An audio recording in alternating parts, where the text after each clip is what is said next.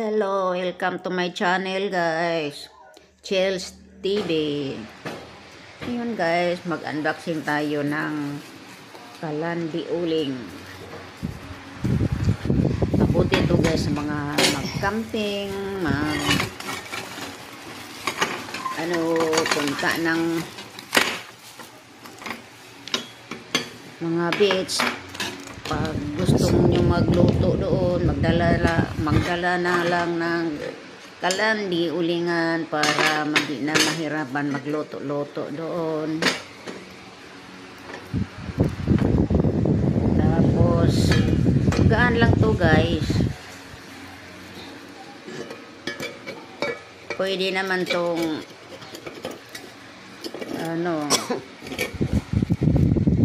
lutoan, mag-ini ng tubig, magluto ng pagkain, ulam. Matipid din to sa uling. Kung gusto mong makatipid sa kuryente, ito na ang gagamitin nyo, mag-uling na lang. Uli, kasi mahal ang kuryente ngayon. Kaya ako gusto ko na lang maggamit ng kalandi uling para makatipid sa kuryente. Ito na guys. Ang dali-dali lang gamitin. Lagyan mo lang ng uling, tapos makaluto ka na ng kanin, makainit ng tubig, tsaka makapagluto ng ulam. Sa halagang 10 pesos lang ang uling. Kaluto ka na. Magluto ka yung magkasya na ang pagkain sa buong araw, sa pag-almusal, sa tanghalian at sa panghapunan, para isang hangluto lang, hindi na paulit-ulit ng pagluto. Yeah guys, maganda din to sa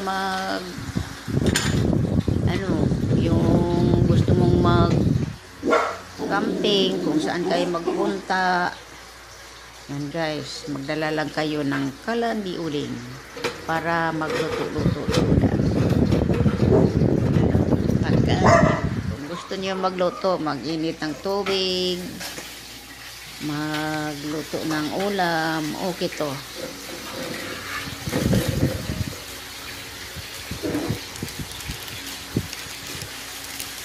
At hindi naman masyadong mahal po. Hindi lang sa price na 1,300 to guys.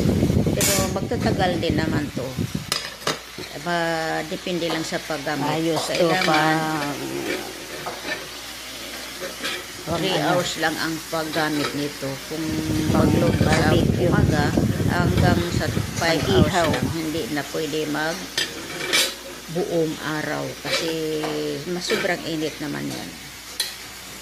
Matutunaw na din ng talong, tuyo, saka kaning baboy.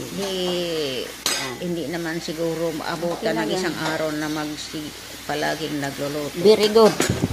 Kapag natapos ng pagluto, thank you po sila. Hindi na ulit magluto. Basta ang lutuin mo, okay, ayos yung magkasya sa buong araw yung. Hindi ko naman to palaging gagamitin. Minsan lang gagamitin kapag sa pamilya, camping, para madali lang makapagluto-luto, tapos mag-ihaw ng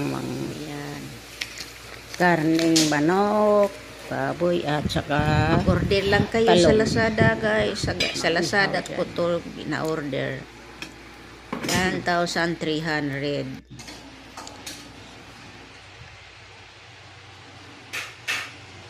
Madali lang dumating guys, mga siguro 3 araw lang mula yung nag-order ako. Mula nung in-order ko, mga 3 araw lang na-deliver na. At nakapax naman ng maayos. Kaya walang damage. Yun guys, thank you for watching.